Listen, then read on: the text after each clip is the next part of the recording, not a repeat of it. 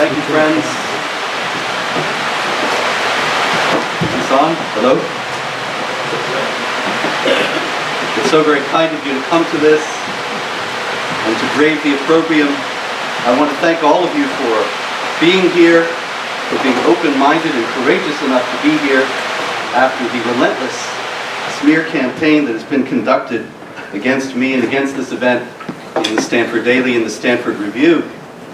And I want to thank especially the most marginalized community at Stanford University, the college Republicans, for bringing me here. And I wanted to assure you in the first place, in case any of you are afraid, that most of the things that have been reported about me are entirely false.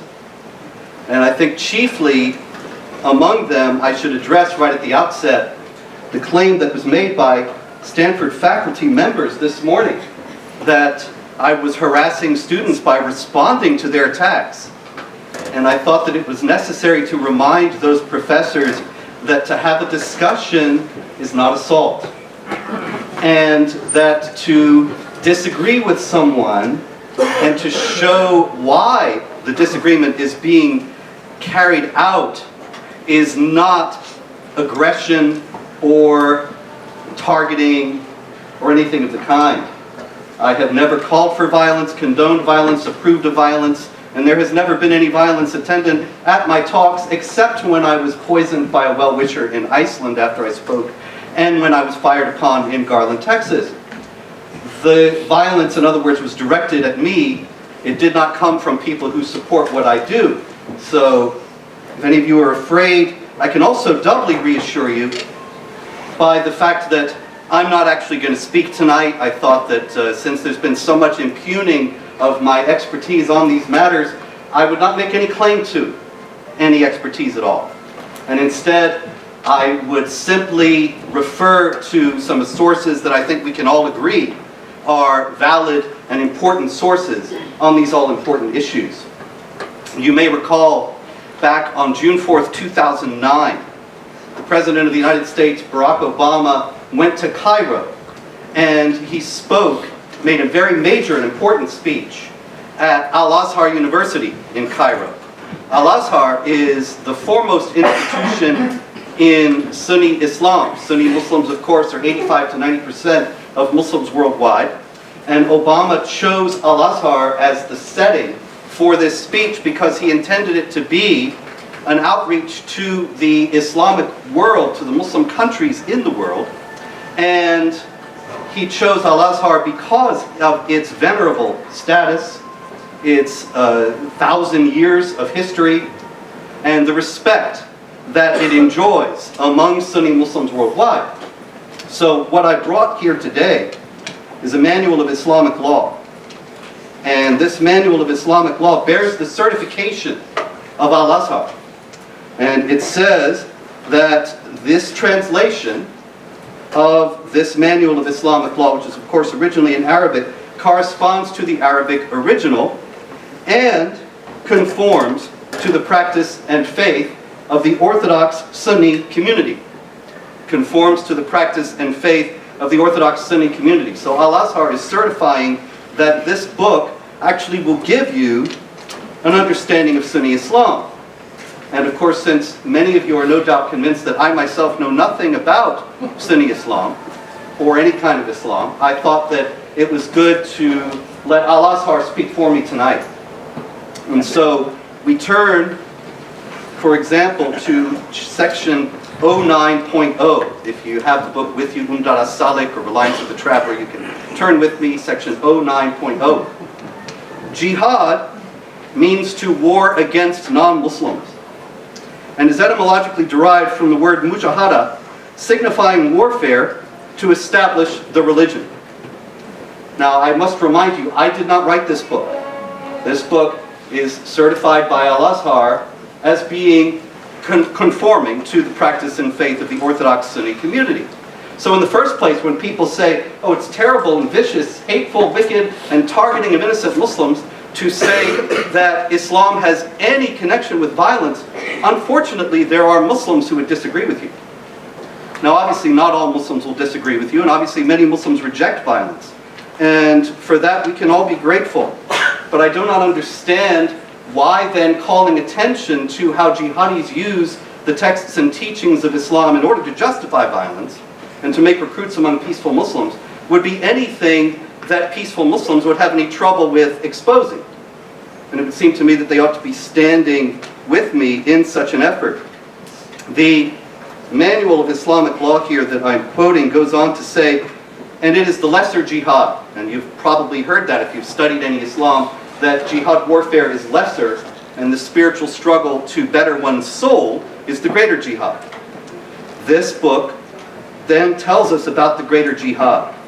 It is spiritual warfare against the lower self, which is why the Prophet said, as he was returning from jihad, we have returned from the lesser jihad to the greater jihad. Okay, so we got lesser jihad is war, greater jihad is the spiritual struggle. And that's all to the good. But then it goes on to say the scriptural basis for jihad, prior to scholarly consensus, is such Quranic verses, I'll get to scholarly consensus, there's such Quranic verses as fighting is prescribed for you, that's chapter 2, 216 if you'd like to look it up. Slay them wherever you find them, which is chapter 4, verse 89. You can also find an echo of that in chapter 2, verse 191, and chapter 9, verse 5. And fight the idolaters utterly, which is chapter 9, verse 36. Then the book goes on to quote Muhammad, the prophet of Islam. Now, Muhammad has a very singular position within Islam. And the Quran in chapter 33, verse 21 tells us that Muhammad is the excellent example and that Muslims are to emulate him in any way possible. And Muhammad says, I have been commanded to fight people until they testify that there is no God but Allah and that Muhammad is the messenger of Allah, and perform the prayer and pay zakat, which is the almsgiving. So in other words, if they convert to Islam, if they say it, that is, that there's no God but Allah and Muhammad is his messenger, then they have saved their blood and possessions from me. So in other words, their blood and possessions are not safe from him if you don't say there is no God but Allah and Muhammad is his prophet. He can take your blood and possessions. But if you say it, then your blood and possessions are safe. Except for the rights of Islam over them, and their final reckoning is with Allah. And the hadith reported by Muslim is the second hadith collection. There's 6 primary hadith collections. A hadith is a report of Muhammad's words and deeds, which are normative for Islamic law. They're considered authentic because Muhammad is the excellent example.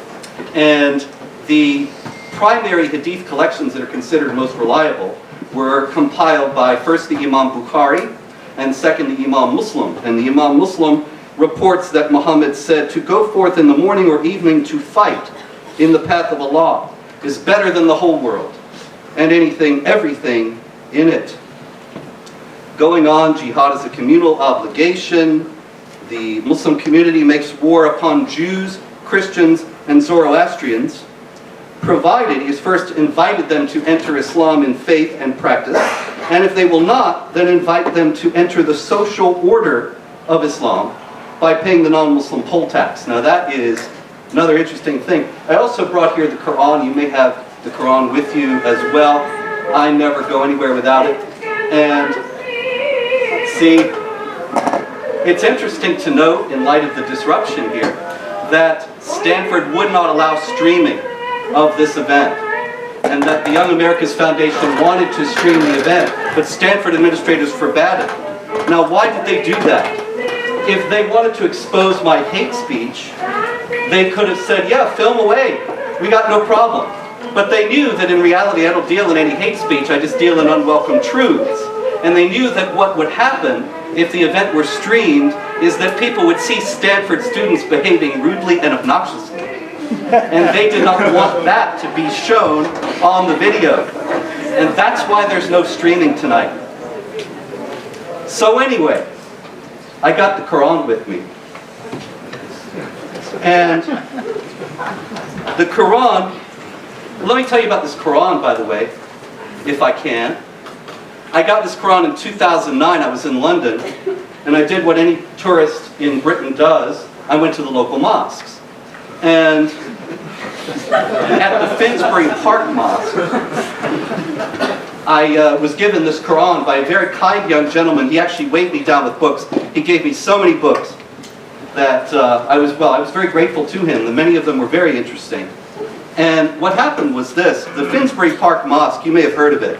It was the headquarters of an imam named Abu Hamza al-Masri, who was sort of a fearsome-looking character. I mean, I know that I'm the most frightening person in Stanford University, but Abu Hamza actually looked scarier than even I do, because he had, in an accident, blown off his hands and blown out one of his eyes. And so one of his eyes was just a white cast, and he had 2 hooks for hands, like the pirates of old. Anyway, Abu Hamza is now in prison for trying to establish an Al-Qaeda training camp in Oregon. And Finsbury Park Mosque went on without him. I went into Finsbury Park Mosque a few years after he had been arrested, and I said to the young man who gave me this Quran and the other books, I said, "I hear you had some trouble here a few years back." And he said, "Oh yes, that's right. We did have some trouble, but there were some extremists here. Now they're gone and we're all moderate." And he gave me this moderate Quran. Now this Quran is very interesting because it has commentary by Syed Abu Allah Maududi. Maududi was a Pakistani politician, the founder of Jamaat-e-Islami, which is a very significant political party in Pakistan to this day. Maududi died in 1979.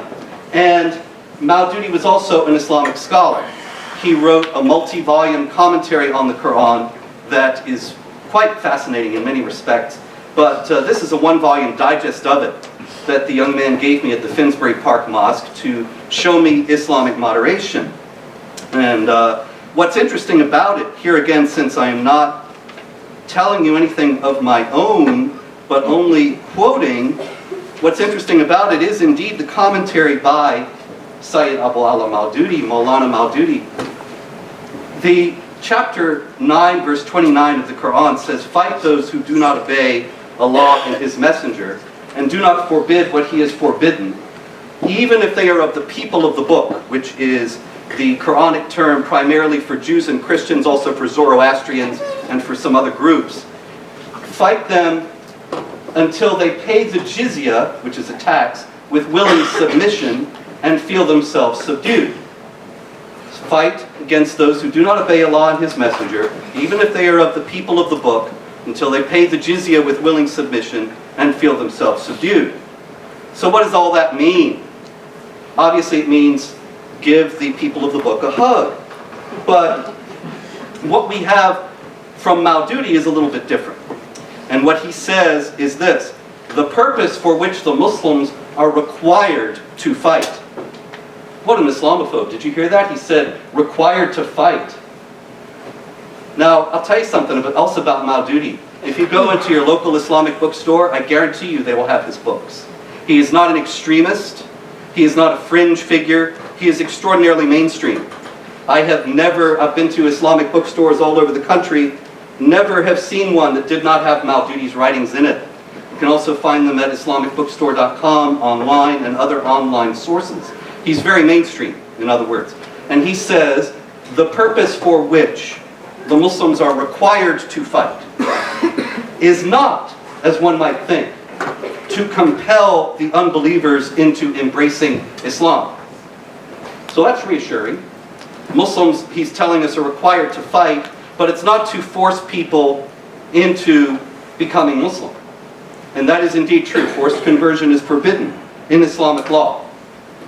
What he's doing is explaining, however, what it does mean, and he goes on. Rather, its purpose is to put an end to the suzerainty, that is, to the rule of the unbelievers, so that the latter are unable to rule over people. That is, government should only be vested in Muslims and govern according to Islamic law. Thus Maududi. He goes on to say, the authority to rule should only be vested in those who follow the true faith. Unbelievers who do not follow this true faith should live in a state of subordination. And that's what the verse of the Quran is referring to when it says, pay the jizya with willing submission and feel themselves subdued. Anyone who becomes convinced of the truth of Islam may accept the faith of his or her own volition. The unbelievers are required to pay jizya in return for the security provided to them as the dhimmis, the protected people of an Islamic state.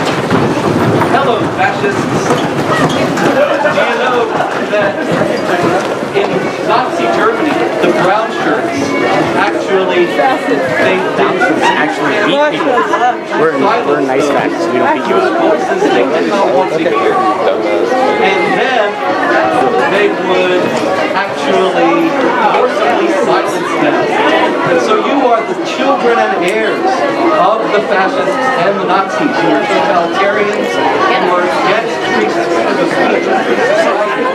And God forbid that you should ever get to be in charge of the United States, before that would be the end of the free nation. But the real indictment of what you are doing now lies with the Stanford administrators who have filled your head with propaganda. You have leftist fascists. And now I am a leftist fascist. Doing a righteous thing by keeping people who actually wanted to attend this event from attending it and indulging in self-righteous virtue signaling. In any case, you, by refusing to engage in unpopular ideas, and by refusing to deal with ideas that you think might challenge your cherished notions, you are aiding and abetting the destruction of the freedom of speech and of free society in the United States. You are little totalitarians and neo-brown shirts, and you are a slave of Stanford University and upon academia in general. Seeing what you are doing ought to resign in shame, or making you think what you are doing is good and righteous. You are not good and righteous. You are people who are cowards and afraid of the truth. You are little authoritarians and thugs. Thanks for letting us know you're fucking racist. Please do hurry. Please do. This one is not a race. I'm really sorry I interrupted this. This one is not a race. No, you're in the safe space now. You have safe spaces. People who deal with unwelcome ideas. Get done getting out so that you finish. No, let me ask can you get out? Hurry up. In any case, the question is, I didn't. The administrators have done everything they could to disrupt this. Hey, come on, why y'all taking so long? Come on! Can we ever see fascism again.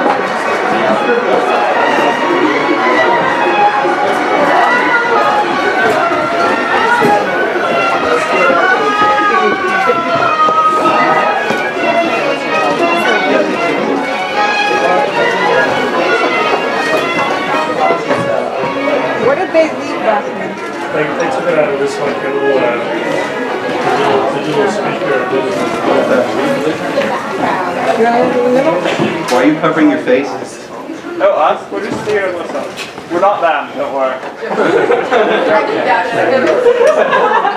Yeah, thanks. I appreciate your saying, but really I hope that there are some people who oppose what I stand for here. That's the whole idea, is to have a discussion. The idea of a university, as a matter of fact, is to engage in the discussions of ideas. And ideas are supposed to be accepted or rejected on their merits. The idea that ideas are to be rejected on the basis of whether they are acceptable to various elites, that's just the opposite of what free discourse really is. And so these Stanford people, these lemmings who just left, are actually behaving in a way that is completely in opposition to what a university ought to be. A university ought to be a place where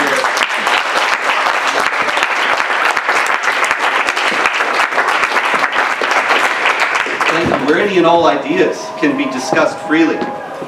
And you could say, well, then you were allowing for noxious ideas that are terrible.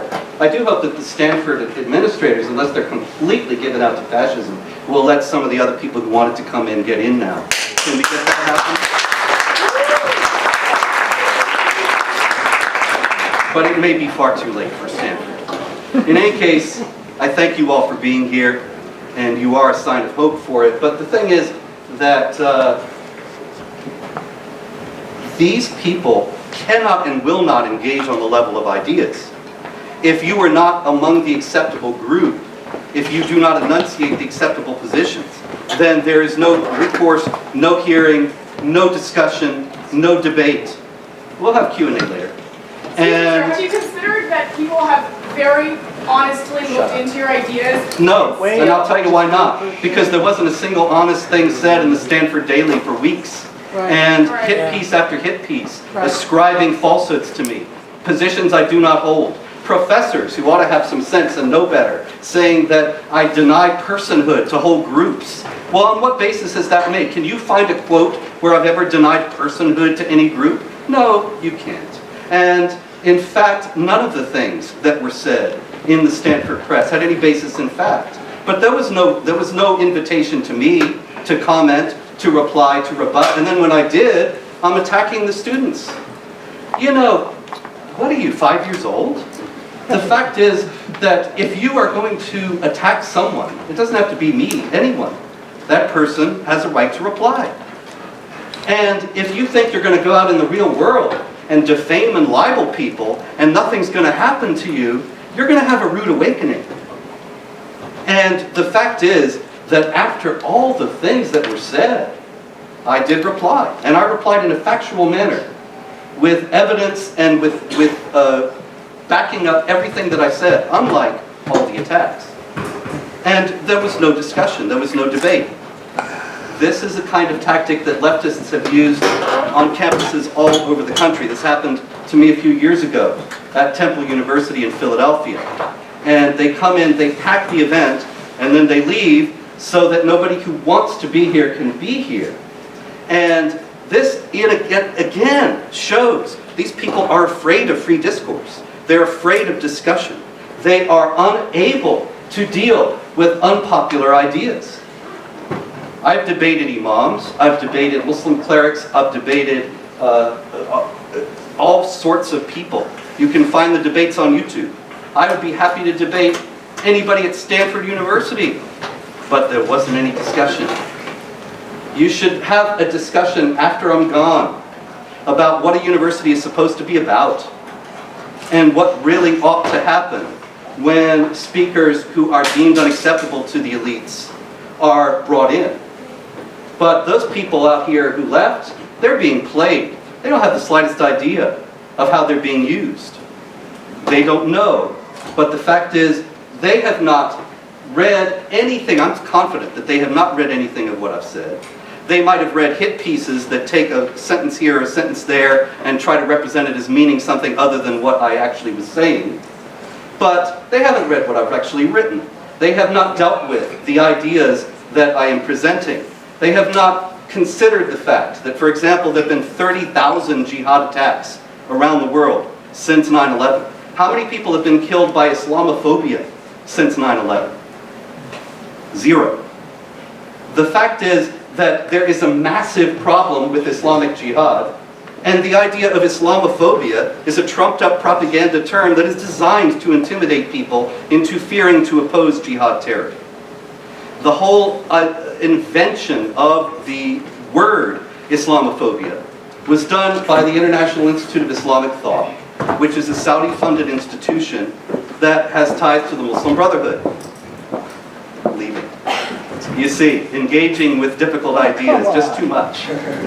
So, the International Institute of Islamic Thought, we know this because there was a man present at the meeting when the term Islamophobia was chosen. And his name is Abdurrahman Muhammad, a Muslim, who realized what was happening. And he said that the whole idea of the Islamophobia term was a thought-crushing device designed to intimidate people. And that's exactly how it's used. The way it works is by a conflation of two things that are not in the least connected. You have, in the first place, vigilante attacks on innocent Muslims, which are never justified under any circumstances. If that's Islamophobia, everybody ought to be against it. Then you have also called Islamophobia the discussion of, an examination of, the motivating ideology behind the jihad terrorist attacks that we see all around the world today, as I was doing when I started tonight. Now, putting those two things together is designed to discredit examination of the motivating ideology of jihad terrorism by making people think that innocent Muslims will be victimized. And this was the thrust of everything that was said in the Stanford Daily about this event. That Muslims are scared, Muslims are terrified on campus, which is silly, because I'm the guy here with guards in the first place, because I am the one who's actually at risk of being assaulted. Let's be realistic, because that's how Antifa works, that's how the campus left works today. The people who are opposing my talk are not in the slightest bit of danger, but they claim to be in order to discredit the talk itself. But consider what they're doing when they do that. In all my work, I write about jihad terrorism. Jihad terrorism is not held by all Muslims. Not all Muslims are terrorists, not all Muslims are ever going to be terrorists. I've never said anything otherwise. I write about how the terrorists use the Quran and the teachings of Muhammad to justify violence. If that makes you scared, whose side are you on? The terrorists ought to be scared because their motives and goals are being exposed, and that's the first step to countering them. But anybody who is a Muslim and is opposed to terrorism, as all the Muslim groups tell us that they ought to have no problem with that. And if they think that they are being victimized because I'm exposing the terrorist ideology, why? What do they have to do with the terrorist ideology? And so, when they say that they're frightened, they're really trying to shut down any discussion of the way in which jihad terrorists use Islam. What would happen if that were to be successful? What would happen? It's already far along. The idea that this event is controversial and Ara Barghouti is not, when he spoke here last year, that's just absolutely scandalous. Ara Barghouti is the son of Marwan Barghouti. Marwan Barghouti is in prison for murdering 5 civilians in jihad terror attacks that he orchestrated. And his son came here to say that his father was a great man and to justify what he did.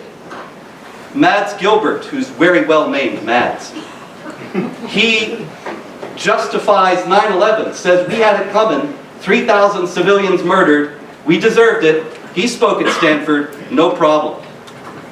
Ara Barghouti spoke, no problem. But I speak, it's a huge, huge controversy. And see, this is indicative of the fact that they obviously think Islamophobia is a big problem, jihad terrorism.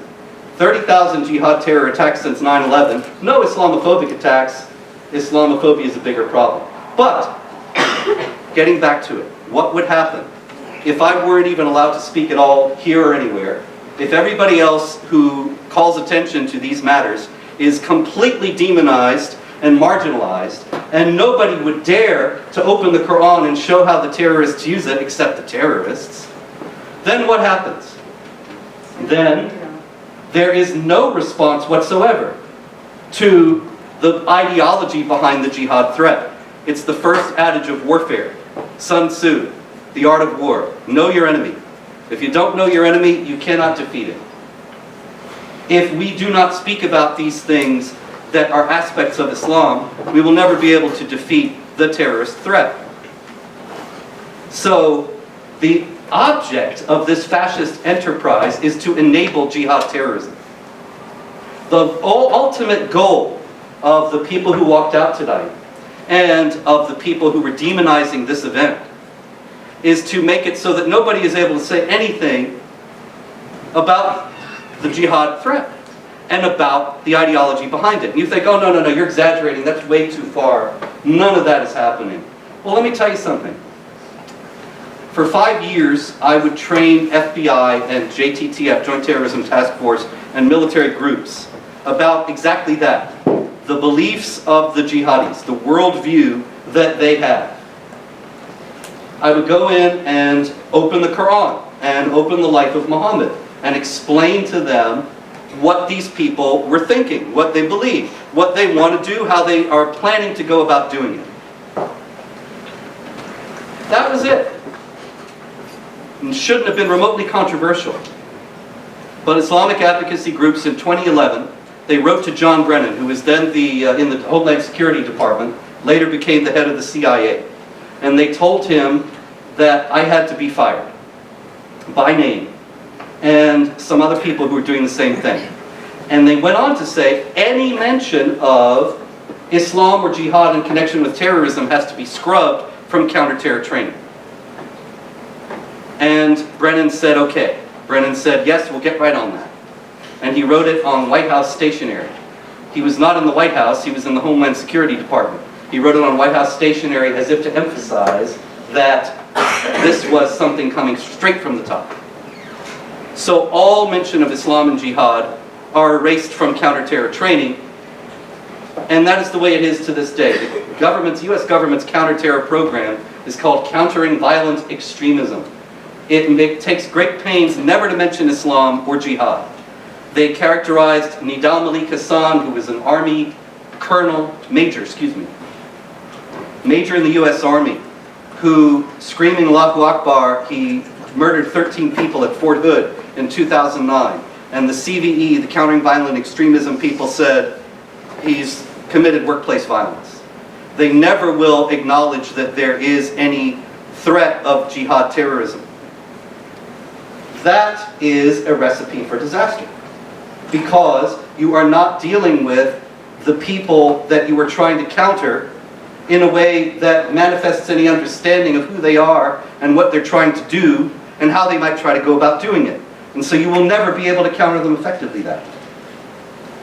And that is a result. The fact that that program was instituted and that people like me were dismissed and that that program is still in place is a sign of the power of the whole Islamophobia notion that was devised in order to keep people from looking into these uncomfortable issues and to shame and to vilify those who did anyway. And we saw just tonight how effective it has been. And it's to the shame of Stanford administrators that they allowed that kind of staged, managed propaganda and stunts to overwhelm rational discussion. And I do hope that the president and the provost will resign. In any case, I know they won't, but they ought. If Stanford were anything like a university anymore. But in any case, they may be right in a certain sense. Islamophobia may be a bigger threat than jihad terrorism itself, but not in the way they think. The threat is like this. If Islamophobia is attached to anybody who calls attention to these issues, and they are thus ruled out of polite society and not allowed a platform, or if they are to speak, then they are demonized and vilified, and it's as if they are some terrible person who's come, that Goebbels is coming to campus. Well then, jihad terrorism will flourish. So Islamophobia really is a bigger problem, because that spurious charge and that baseless conflation of honest analysis with vigilante attacks, it's getting people killed. And you think, what? Getting people killed? Oh, you really are crazy. They are right about you all along. No. San Bernardino, Syed Rizwan Farouk and Tashfeen Malik, a Muslim couple, December 2nd, 2015. They went to a Christmas party, they murdered 15 people there while screaming Allahu Akbar. Now, after that murder, their neighbors were interviewed, and the neighbors said, yeah, you know, we saw a lot of suspicious activity But we didn't say anything because we didn't want to appear racist. That's how it works. Brian Morgenstern is a young man, well, he's not so young anymore, but when he was 17 in 2005, some guys walked into the video store where he was working. And they said, we have these VHS tapes. You remember VHS tapes? You young folks. Anyway, they wanted to get them transferred to DVD. And so the kid, Brian, he's doing the job and he sees that they are jihad videos. Beheadings, stonings, who knows what else, blood, gore. And so he was alarmed. He went to his boss. He said, dude, I'm seeing some weird shit on these tapes. Should I call the police? Or would that be racist? Here we go again. It's the whole stigma of the Islamophobia claim.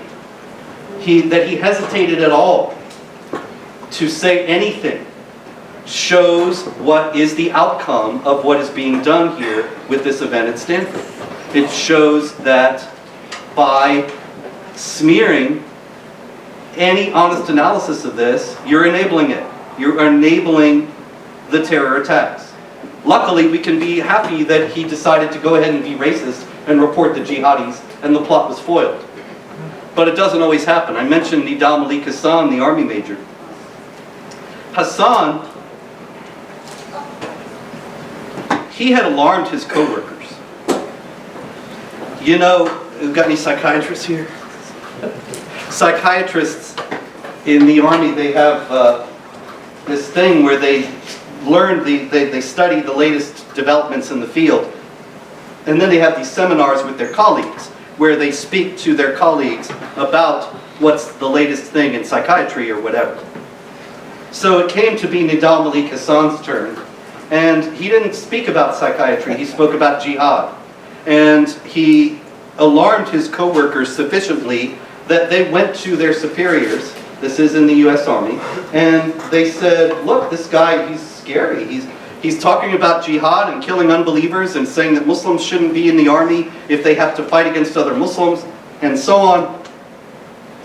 And so we think that this guy could go jihad himself one day, which of course he did. And what did his superiors do? Did they interview him? Did they question him? Did they investigate him? Did they fire him? Did they demote him? They promoted him. And they said, Nidal Malik Hassan can teach us a whole lot about Islam. And he sure did, on November 4th, 2009. But why did they promote him? Because not only had he frightened his co-workers, but he was also in contact with Anwar al-Awlaki. Anwar al-Awlaki was an imam, he was born in New Mexico. And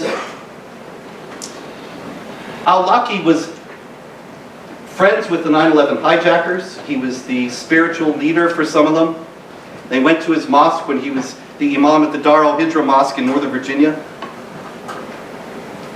Al-Awlaki was in touch with the underwear bomber, Umar Farouk Abdul Mutallab.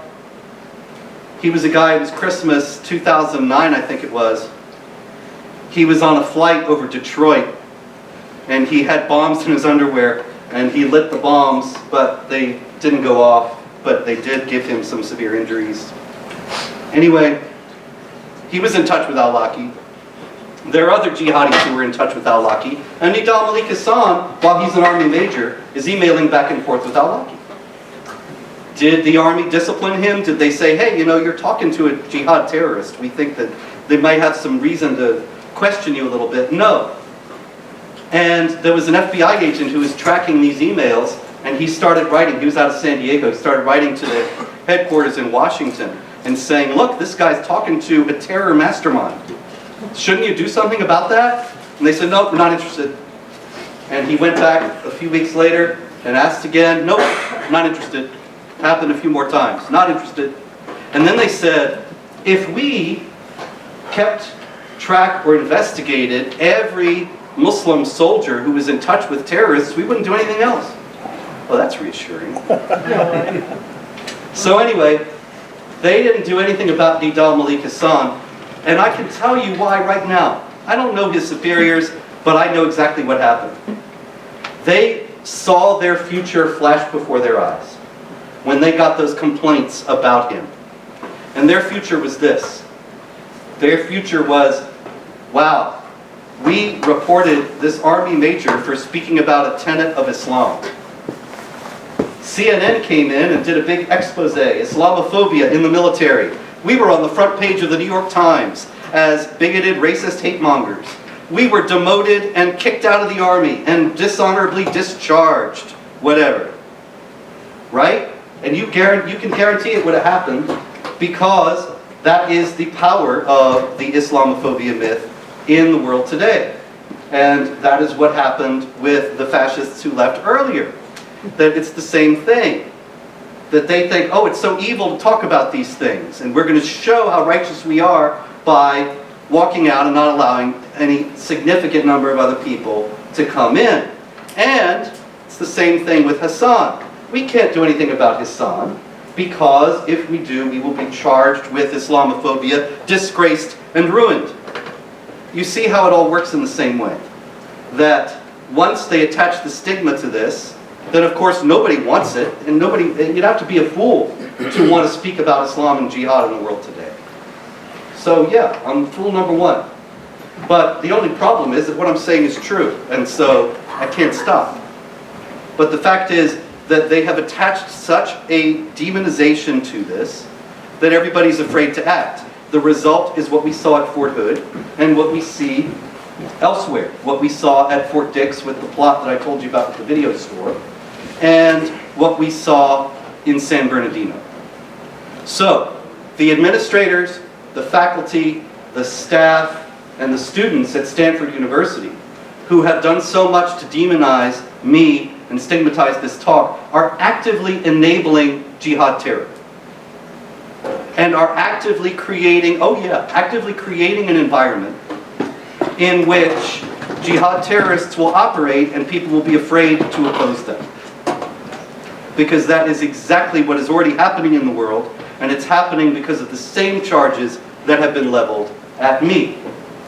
And so when you're talking to them later on, and they are feeling so righteous, I do hope that when the next terror attack happens, and the next one after that, and the next one after that, and the next one after that, and there continue to be nobody who has ever been a casualty of Islamophobia, that you will remind them and show them what they are enabling. But that is exactly what's happening here. And that the administration would abet and applaud this and create the environment in which it happened is to its everlasting shame. And so I do, in closing, hope that the president, was Tessier, Levin, and the provost Drell will resign immediately. Thank you very much.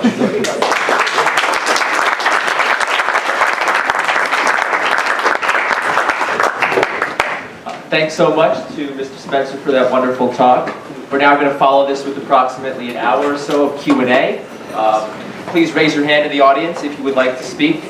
I believe this auditorium is small enough that if you project your voice, we should all be able to hear your questions. So we can't bring this microphone around, obviously.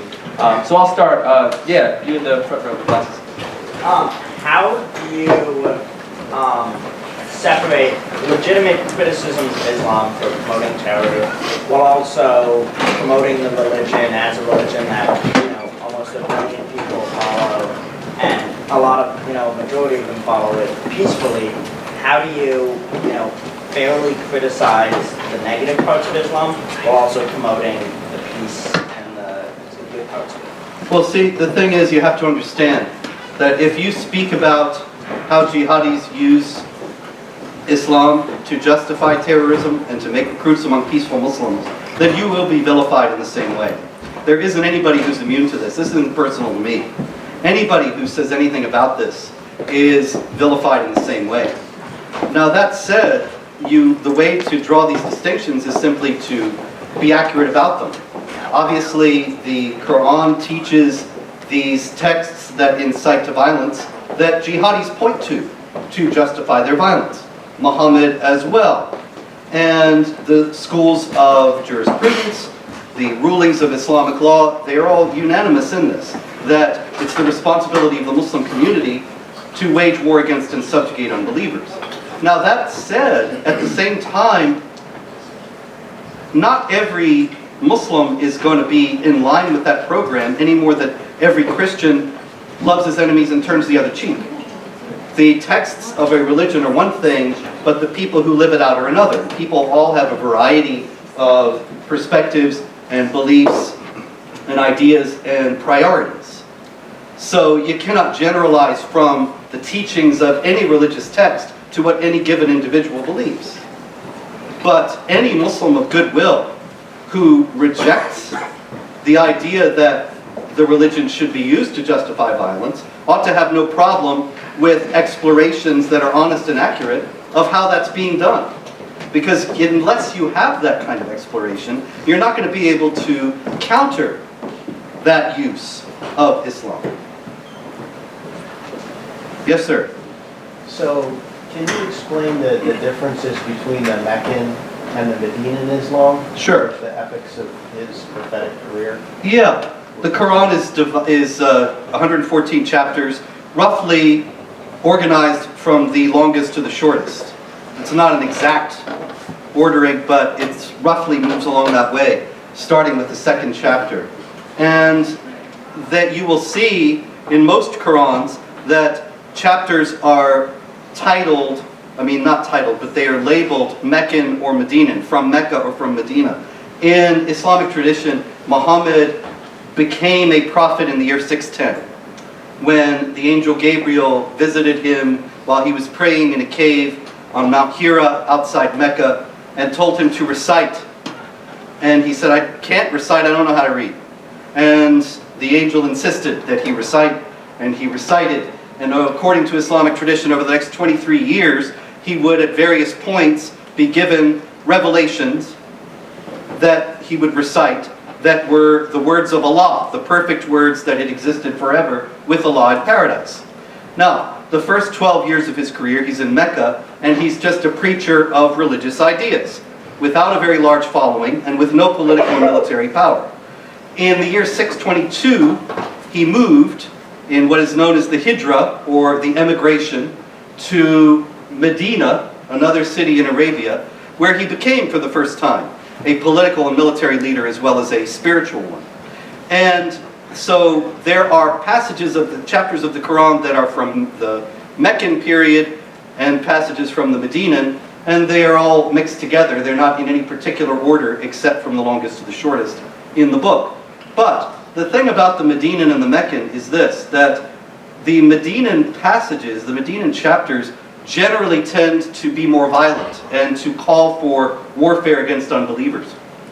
And this is important because the Quran in chapter 2, verse 106 says, whenever we abrogate or cause to be forgotten a passage, we will give you one that's just as good or better. So Allah is saying that if we cancel out some passage, we'll give you one that's better. The theology arose in Islam that if a passage was revealed later chronologically in Muhammad's career, it would supersede one on the same topic if they were in opposition to one another that had been revealed earlier. Unfortunately, the Medinan passages that counsel violence are generally understood to abrogate or supersede many of the passages of peace. And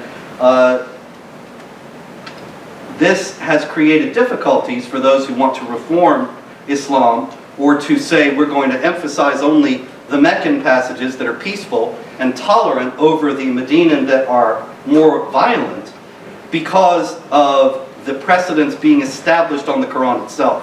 Whenever we abrogate or cause to be forgotten a passage, we will give you one just as good or better. So in 1985 in Sudan, Mahmoud Mohammed Taha was an Islamic scholar who taught that the Meccan passages should indeed supersede the Medinan. That is, the peace should supersede the war. And he was executed as a heretic by the Sudanese government. So this is the difficulty that Islamic reformers have always come up against. Yes, ma'am? The number one victims of radical Islam are Muslims themselves. I mean, they are suffering the most. How do you explain that yet there is not sort of like this community of people who are, who will speak against violence. I know that there are some, but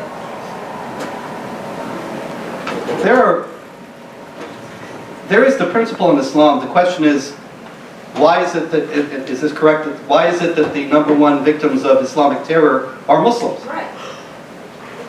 There is an idea in Islam called takfir, which is essentially declaring a Muslim to be an unbeliever, or a Muslim group to be outside the fold of acceptable Islam. It's essentially excommunicating somebody or saying that they are heretical. And so there are, for example, the Saudi government calls Al-Qaeda and ISIS and groups like that takfiris because it is saying that they are illegitimately declaring other people non-Muslim. Now, whether or not that's legitimate or not, they are doing it. And once they declare some group non-Muslim, then they can kill them as being heretical, because there is a death penalty for heresy and for apostasy, leaving Islam. So if you pronounce takfir upon another group and say that they're not Muslims, the Quran in chapter 4 verse 92 says that a Muslim must not kill another Muslim. But you pronounce takfir, they're not Muslims, and then they're heretics, you not only can kill them, but you have a responsibility to do so. And this is why the number one casualties of Islamic jihad attacks are other Muslims, because they're not the right kind. Yes, ma'am? I'm sorry I'm going to offend everybody here, but do you think that this might not be what happens here tonight? Ignorance more than... I don't think these kids know what they just walked out on. Yeah, it's certainly ignorance combined with malice, yeah. Another question too, okay, but I just, you know, I mean, I don't think they know that the Quran is like the perfect word and can't be changed, and therefore it's not like the Bible, you know? And so they think that you're just saying the things in there that are mean to be mean. Yes. Right? I'm such a mean fellow. Oh, yeah, you are. You're horrible. Yes. But, I mean, I think there's so much ignorance, and that's the fault of the school as well. Oh, yes, certainly. Yeah. Well, of course, Stanford, like probably all of the universities nowadays, they don't teach these things. Exactly. You know, right now, as a matter of fact, I'm in the process of writing a book called The History of Jihad from Muhammad to ISIS. And it's just that. It's a straight history. It's going to be a big book. I'm trying to get it to be as big a book as possible, but the publishers may cut it back. But in any case, that's the kind of thing ought to be taught in every school. But it's not taught in any school. And when it is taught, it's taught with a lot of nonsense. And I'll bet that if you have taken any courses about, for example, the conquest and Islamization of North Africa and the Middle East, you were taught, for example, that the Byzantines were so oppressive that the Egyptians and the Syrians welcomed the Muslims in because they thought they would be better to them than the Byzantines. Well, in reality, we have the Caliph Umar in Egypt complaining that it's getting to be so expensive to keep Egypt covered with troops. And why is it getting to be so expensive to keep Egypt covered with troops if they welcomed them in and were happy that they came in? So the present day narrative, you know, the idea also of Muslim Spain being some paradise of proto-multiculturalism, there's no basis for that, in fact, at all. As a matter of fact, when the Muslim vizier, he had a Jewish friend, and he really respected this man, and he made him the vizier of Granada in Spain in 1066. And Muslims knew, the Muslims in Granada, that it was forbidden for a non-Muslim to have authority over a Muslim. So they rioted, and they murdered 4,000 Jews. And this is the kind of thing that happens all the way through as I'm researching this. It's just a constant throughout Islamic history. And yes, not all Muslims are going to do it, but this is something that has always been done and always will be done. And the longer we just ignore and deny it and demonize and vilify those who call attention to it, the less we're going to be able to deal with it, and the bigger a problem it's going to become. Yes, way in the back. Either one. Hello. Okay, thank you. I was going to ask a question about your wording. I am a Muslim, and I was going to ask what distinguishes between a terror attack that happens while people are screaming Allahu Akbar from another terror attack that happens where people are screaming another thing. Because to be honest, I believe that radicalization should not in any way have a certain type of religion, ideology. It is purely radicalization. Yeah, it shouldn't. Can My question is that how can you expect not to offend actual Muslims like me who read Quran to educate ourselves when you're quoting directly from Quran and saying that this is for extremists, not for moderate Muslims? Well, have you read the writings of Osama bin Laden or Abdullah Azzam? Or have you read Maududi or Sayyid Qutb or Hassan al-Banna? Can I answer? Of course, I'm asking you a question. I believe that religion is a very individualistic thing. That's why instead of reading how people... Yeah, I asked you a question. Did you read any of those guys? I am getting to the question. That's why I believe that self-education in religion is the appropriate way to go. As a result, I would rather read Quran and try to understand it rather than reading what others have acquired from it. Okay. Now, my point is this, in asking you that. My point is that those are all Muslims, all Muslim scholars. Hassan al-Banna is the founder of the Muslim Brotherhood. Qutb, of course, is the foremost Muslim Brotherhood theorist. Maududi is the Pakistani politician and Islamic scholar that I mentioned before. Abdullah Azzam and Osama bin Laden are the founders of Al-Qaeda. And they all have left us extensive writings. And in them, they quote Quran. And they explain we have to fight against unbelievers and kill unbelievers because it is written here in the Quran that it says this, and because Muhammad said this. Now, these things are unfortunate, but they're facts. And there are many, many other Islamic teachers who have quite significant followings, who teach these things. The Muslim Brotherhood is an international organization. And in most of the major Muslim organizations in the US are brotherhood. So, I would submit to you, I would suggest to you, that if you oppose all that I am not the problem.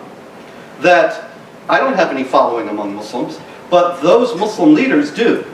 And they are saying that the Quran is enjoining violence upon us, the Quran is commanding us to make war against unbelievers, and this is here, right in these passages where it says so. And so, if I'm calling attention to their doing that, that doesn't reflect on you in the slightest degree, and shouldn't offend you. As a matter of fact, if you oppose what they say, and you do not agree with their understanding of the Quran, then you should be saying, hey, I'm so glad that you were shedding light on that so that we can confront and oppose it. But instead of calling it terrorism, you're saying Islamist terrorism, which is a way of differentiating that sect of terrorism from the overall ideology of terrorism. Yeah, because there is a distinction that needs to be made. Distinctions are good. If we deal with terrorism, in the first place, terrorism is a very subjective and essentially useless concept. But if we take the word anyway, and we say we have to deal with all kinds of terrorism. And so you have, say, the neo-Nazis, and they are saying Heil Hitler, and they're killing people. And then you have the jihadis, and they're saying Allahu Akbar, and they're killing people. If we say, well, it doesn't really matter what they're saying, we just have to deal with the fact that they're killing people, we have to still figure out ways to stop them from killing people. And in order to figure out ways to stop them from killing people, we have to understand them. And so I am calling for a greater understanding of the Islamic jihadis. I don't have any objection to, as a matter of fact, I invite, welcome, and applaud those who are studying the ideology of the neo-Nazis and stopping them. And it's exactly the same thing. And I've never claimed that all Muslims are terrorists or that all terrorists are Muslim. But there is a problem of Islamic terrorism. And if we do not address its ideological roots, we will never be able to counter them effectively. Follow-up to that question? Yeah, I just didn't want to go somewhere else in the room. I'll get back to you. Yes, sir. Hi. So I'm curious. So, like, Islamic terrorism is very much seen as a threat throughout the Western world because it has such a real impact on people's lives. But what do you think about political Islam starting to develop, like growing movements in the Western world? Do you see that as any threat? The goal of jihad is not just mayhem. The goal of jihad terror is not just to blow stuff up. The goal of jihad terror is to destabilize non-Muslim governments or even Muslim governments that do not govern according to Islamic law, so as to replace them with governments that do govern according to Islamic law, or to cause the collapse of the government that is not based on Islamic law, so that the chaos that results can be exploited ultimately to bring about the rule of Islamic law. It's really all about establishing Sharia. There are other groups that are trying to establish Sharia in different ways. The Muslim Brotherhood, for example, even though Hamas styles itself the Muslim Brotherhood in Palestine, it's kind of an exception. The Muslim Brotherhood generally works through peaceful means. But the goal is the same. The goal is Sharia. Now, in Canada, a few years back, there was an attempt to bring Sharia arbitration courts in, and it was Muslim women who opposed that and got it defeated. Because they didn't want to live under Sharia. Because it mandates various forms of discrimination against women, allows for the beating of a disobedient woman, denies a woman's testimony, the value of a woman's testimony, devalues her inheritance rights, and so on. And so it was Muslim women who stopped the Sharia initiative in Canada. And it's the same thing with any movement of political Islam. That it's not just greasy, racist, bigoted Islamophobes who are saying there's a problem here. But even Muslims, when they are in a position to act freely without being threatened by their violent co-religionists, then you have Muslims who don't want to live under Sharia either. But in any case, as far as I'm concerned, the means are irrelevant. The goal is what's important. And any group that is oriented toward that goal is one that everybody who is interested in freedom ought to be concerned about. Let me go back to the gentleman in the back with the hood. Well, so I just want to address what you're saying about different interpretations of the Quran. So I absolutely agree. We should want to know what drives ISIS or other similar groups, and that should inform how we combat them. At the same time, I feel like when you talk about their motivations as stemming from the Quran, it assigns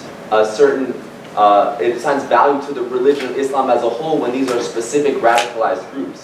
And I want to know why that's okay, because I think, especially in the US, where far-right extremist groups kill as many people as jihadi terrorists, according to the US extremist crime database in 2016. No. So that's a fact. You can look it up. If you disagree, look it up. It's numbers. I disagree. I looked it up. What is the source? Department of Homeland Security, as run by the University of Maryland. Yeah, you know something about that study? Let me address that study first. Number of deaths. The study says that right-wing, yeah, you're absolutely right. The study says right-wing extremists have killed more people in the United States than Islamic jihadis since September 12th, 2001. Go back one more day, and there's 3,000 more people killed by Islamic jihadis, and the whole study is exploded as the propaganda piece that it is. In reality, also, even if you start at September 12th, the study was made before Omar Mateen murdered 49 people in the Pulse nightclub while screaming Allahu Akbar in Orlando, Florida. And so if you add in his murders, there are more people killed by Islamic jihadis than right-wing extremists in the United States. But in any case, back to your main question, that when we use the Quran in understanding the ideology of ISIS, doesn't this reflect poorly on Islam as a whole? Is that a correct summation?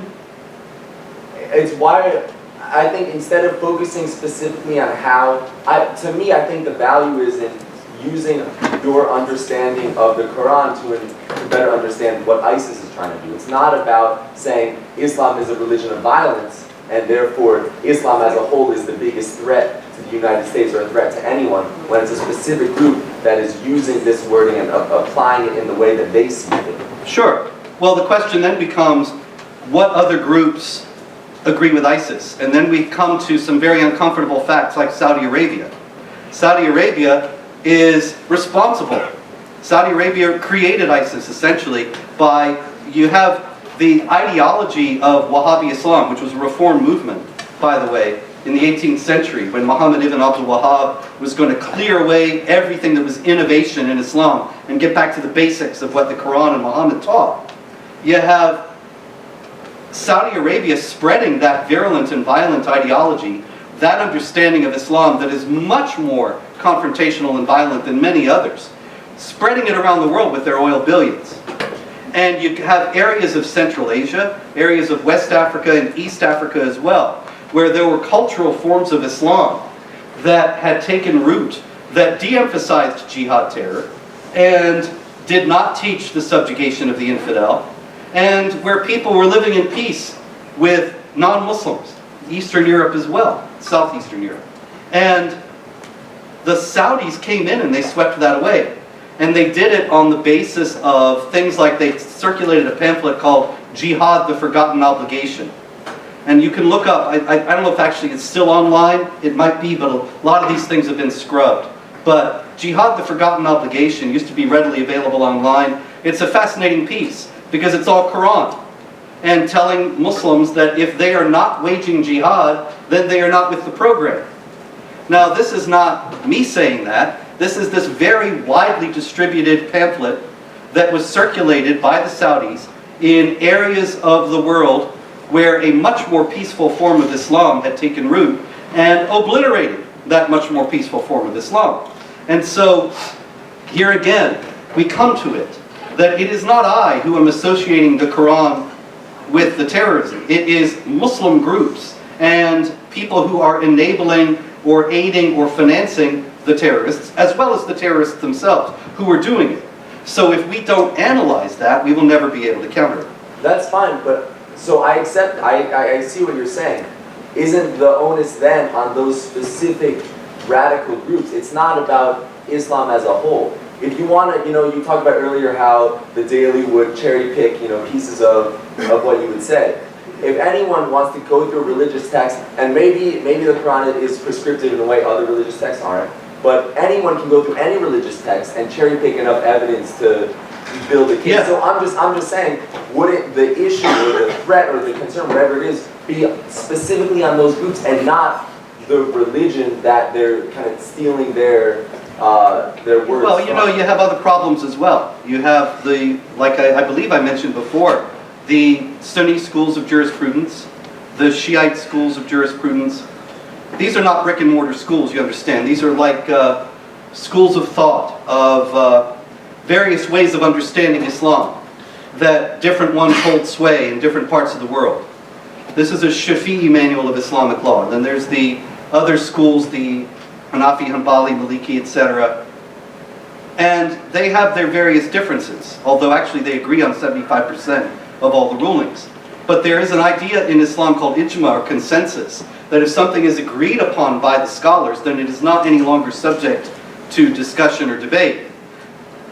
Unfortunately, all the schools of jurisprudence agree that it is part of the responsibility of the community to wage war against unbelievers and to subjugate them. You will not find a sect or a school of jurisprudence that is considered to be orthodox and mainstream among Sunnis and Shia that doesn't teach that.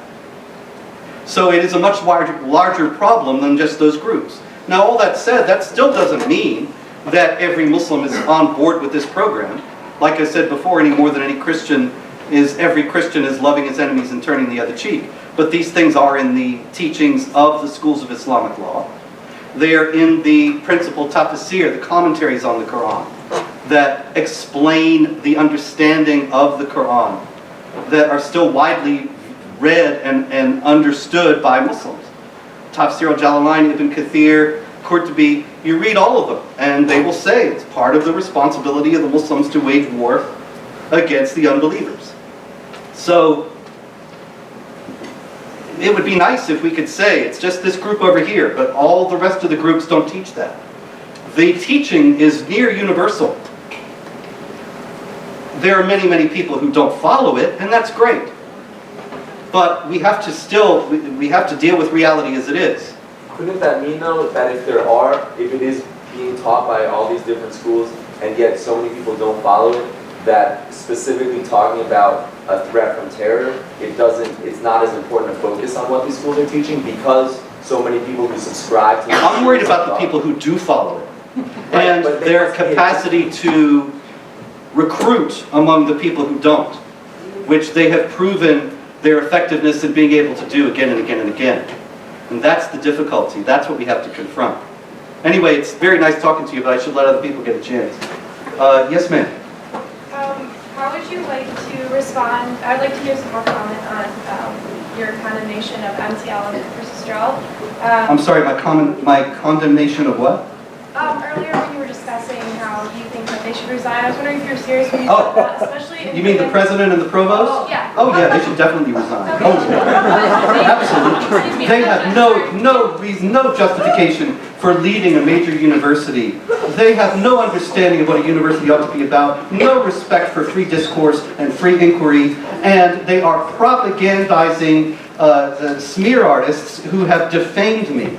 And they have not, it's not personal, I never met them, it's not about me. They defamed me because they don't like the ideas that I represent. But the idea that they would say to students, oh, this is hate speech and all that, without letting students think for themselves and evaluate for themselves, without encouraging the students to come here and to confront ideas that they might not have heard before and might find unwelcome. That is the height of academic irresponsibility and a betrayal of what a university really is. So yes.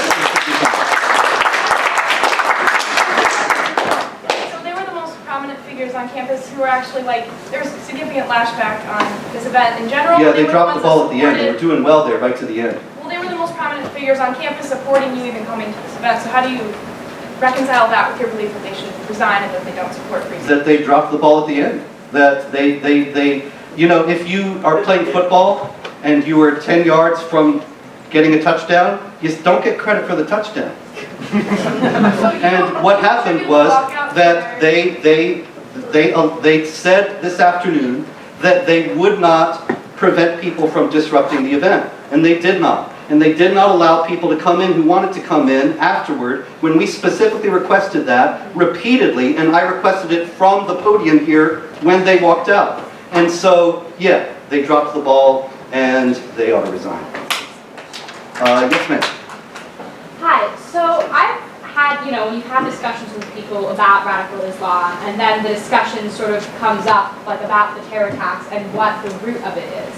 And so I've sort of heard sort of three different sources, right? There's like the religious aspect, which you've discussed, and from like more left-wing people, when you talk with them, they'll often blame U.S. involvement. And then I've also heard occasionally people talking about like Arab culture and how that might be a factor as well. So my question, I guess, kind of has two parts. First, to what extent do you think that this is like an interplay of religion and culture, or do you think that it's just religion?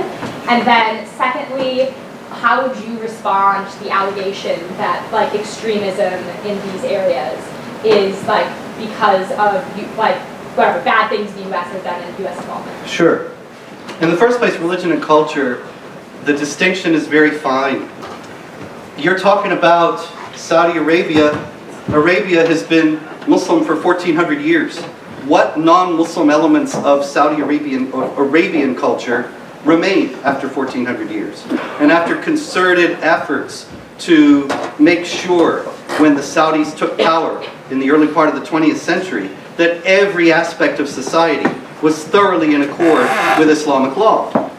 So religion and culture, the ascription of many noxious practices to Islamic culture, when they happen in areas like Saudi Arabia or Iran, it's kind of ludicrous because there really isn't any culture that's apart from the religion any longer. I fully agree with that, but then there are other parts of the world which are Muslim besides places in the Middle East, Oh, right? sure. I mean, Indonesia most obviously, but there are other places that are Muslim but not Arab all over the world. Sure. So what about those regions? What about? I mean, well, I think personally that they also have a lot of issues, but a lot of people would say that they're significantly Well, anybody who would say that Indonesia doesn't have any issues doesn't know what's going on, specifically in the province of Aceh where Sharia is implemented and people are being caned and stoned and so on. These things, it's remarkable how everywhere that Sharia is implemented, it looks the same. We're constantly told that Sharia is this multiform thing that is so various that it cannot be characterized. And if you say that it is this and not that, then you are a bigoted, racist Islamophobe, because there's so many different understandings of it. And yet, Saudi Arabia is a Sharia state. Iran's a Sharia state. Sudan, Somalia, Pakistan, Afghanistan, they all look the same. Women are covered up and oppressed and denied basic rights. There's often stonings. Gays are executed. And it always works the same way when Sharia is fully implemented. Anyway, the other part of your question about US aggression is one that is exploded by history. Jihad has been going on since the 7th century. The United States was founded in 1776. That's 1,000 years, 1,100 years of jihad with no United States. So the idea that it comes from a response to US aggression is a bit historically myopic. Yes, sir. A lot of moderate voices in Islam and Arab allies of America, like Jordan, urge American leaders to distance terrorists from the mainstream Islamic faith. The theory there is that it will undermine their virulent ideology, particularly as they try to recruit more Muslims to their side. What you say might be theologically correct, but the leaders of our national security and foreign policy apparatus are not theologians. So why do you think that it's a right strategy for them to espouse that Islam is a religion of violence? I don't know that I would say that. They don't need to say anything about it at all. You're quite right that they're not theologians. George W. Bush made the first big mistake of this whole conflict when he went into the mosque after 9/11 and said Islam is a religion of peace. When did George W. Bush become an imam? But if that's George more W. Bush effective to recruiting people, why shouldn't he do that? Okay, I'll tell you. Are there any Christians here? Have you ever taken what the Ayatollah Khamenei says about Christianity as your guide to what Christianity is and is not? No. Nor do Muslims care what George W. Bush says about Islam. Muslims look to Muslim leaders to tell them what Islam is all about. So what about the King of Christians look to Christian leaders to tell them what Christianity is all about. King Abdullah of Jordan says that he is against the terrorists, and that's terrific. I'm so glad. At the same time, there is extraordinary support for ISIS within Jordan because they read the same Quran. King Abdullah might be very intent on making sure that the US State Department doesn't say anything about Islam that he doesn't like, but what is he doing to clear out the ISIS support within Jordan itself? And that's the problem, that we have Muslim spokesmen in the US and Muslim leaders like Abdullah who are very intent on making sure that non-Muslims don't connect Islam with terrorism. But Muslims keep connecting Islam with terrorism. And there is less of an effort among Muslims like Abdullah to counter them. The Organization of Islamic Cooperation is 57 Muslim governments, 56 heads of state, and the Palestinian Authority. What they call the Islamophobia Observatory, where they track Islamophobia. And they have, if Spencer says that Ammar Shaheen, the imam in Riverside, California, said, "Oh Allah, destroy all the Jews," they have that down as Islamophobia. But they don't have Ammar Shaheen saying, "Oh Allah, destroy all the Jews," down as Islamophobia. They didn't say a word when he said it. They only get mad when I quote it. That's just ridiculous.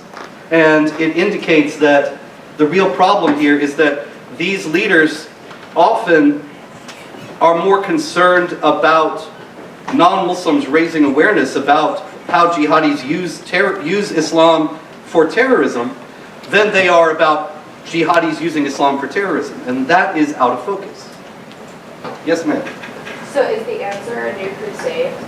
No, I don't think so. Or more specifically, do you think that the response lies in a movement that is grounded on Christianity, or that the secular/new liberal order can get itself together to oppose radical Islam? None of the above. I think that if, for example, when the United States went into Iraq and Afghanistan, both big mistakes, shouldn't have been done, worked out badly. I was against them both from the beginning. But had we gone in there and said, if you are somebody who's afraid of honor killing or genital mutilation or any of these things, we will protect you. I think millions of people would have supported us. Not just people who were directly threatened, but people who think that those things are terrible and don't want to live under them, but they don't have anybody standing for them or with them. And I still think that could be done. But there's nobody on the political horizon who wants to do it. Yes, sir. Yes, sir. So I want to frame the question about the religious violence. So just to go back for a couple of centuries, what I see is that Christian religious violence ended not when there was a theological decision that God didn't want us to kill. Basically, it ended about 300 years ago when churchmen and kings decided that they did not want to kill people for the purity of faith. And what in the debate we're like, even very much in this room and elsewhere, Muslim reformers seem like they're mostly trying to speak up for Mecca version of the law as opposed to Medina and everything, but not enough is being said. You know what? Those texts were written 1400 years ago, and how about we say that we don't kill people for the purity of faith, just because, and let's make that the tenet of Islam. And that seems to be the only possible winning strategy. I don't hear much of it. Well, one of the reasons why you don't hear much about it is because nobody wants to confront this. Nobody wants to talk about it. And the idea that I'm some gargoyle from hell for talking about it is an indication of why people are afraid to talk about it. And so you're never going to get any discussion of what can be done to confront the use of Islamic texts for incitement to violence if you won't even admit that that's happening, and you demonize everybody who does talk about it. So yeah, there's no conversation about that, and that's why. To follow up on that, do you think it's a matter of time? In other words, Islam is a younger religion than Christianity, and at some point in its history, Christianity was extremely violent, extremely bent on, subjugating or destroying and converting others. And so is it a question of maturity where 300-400 years from now, Islam will evolve to a more moderate faith? I don't know if we have all this time to wait, in any case. No, it won't do us any good. But is it sociologically a natural cycle? I would expect not, actually, and the reason why is because you're quite right that Christians do have a terrible record of doing exactly that kind of thing, but it's a little bit different, and we have to take notice of the differences as well as the similarities. That for the first 300 years of Christianity, it was an outlawed religion that was persecuted and did not wage war and did not forcibly convert anyone or anything of the kind. And these things are not in the core texts. The first 300 years of Islam, you have the establishment of a vast empire stretching from Spain to India that was amassed by the impetus given in the religious texts to conquer and subjugate. And so the nature of the texts themselves is different. The history is different. It was easier to discard that behavior for Christians because it was not in the early history or the core texts. Whereas when you have Muhammad, the prophet of Islam, saying, I've been commanded to fight against people until they confess that there's no God but Allah and I am his messenger. And he's the excellent example. It's very hard to deal with that. And Muhammad, and the Quran rather, says in chapter 5 verse 3, this day I have perfected your religion for you. So if it's perfect, you can't fix it. You don't need to fix it. It's perfect. Ah, yes, sir. You talk. I'm doing well. How about yourself? Oh, I'm doing okay. well, thank you very much for coming here. And I did learn a lot. But I did want to pick your brain about two things. So my question is a twofold one. The first one I think has been touched upon already is how do you differentiate a little bit between, how would you respond to somebody who would like to equate Christianity and the Bible currently, not in medieval ages, but currently, to Islam right now and the more radical elements and even some of the text in the Quran. So that's the first part. And then the second part is throughout your talk you kept mentioning that there have been no deaths attributed to Islamophobia. I am a Roman Catholic. I do have moderate Muslim friends. I can't say that I would ever be friends with a radical Islamist. But I think having this more moderate approach, I'm more inclined to say that perhaps that's not exactly true, that there have been no deaths as a result of Islamophobia. And if that's not true, could you please enlighten me? Well, who's died? Well, recently, a couple of months ago, there was suspicion, I don't know if it was confirmed or not, that there was a young female in Virginia, if I'm not mistaken. She was Yeah, about 16. that was ruled out. The police ruled out that there was any hate crime involved in that. She just happened to be mugged by this violent thug who killed her. Terrible thing, but it didn't have to do with her being Islamic. So how would you, so then I guess the question is not so much what your response would be to perhaps more leftist people, but now this is a question coming back with the... My response to more leftist people would be grow up. Well, so following up to that question is, where do you think they derive these sources and these stories from that claim that there in fact are Muslim victims here? Oh, well, you know, there's a whole fake hate crime industry. That's where a lot of the people get the idea that Muslims are being wholesalely persecuted and victimized in the United States. No, not them. Well, they might be behind it, I don't know. But the fact is that there are fake hate crimes on a more or less regular basis. If you go to Jihad Watch and you go to the categories on the right sidebar and scroll down in the categories to find hate crimes, you will see news story after news story of somebody, well, one of the most notorious examples was right after Trump was elected.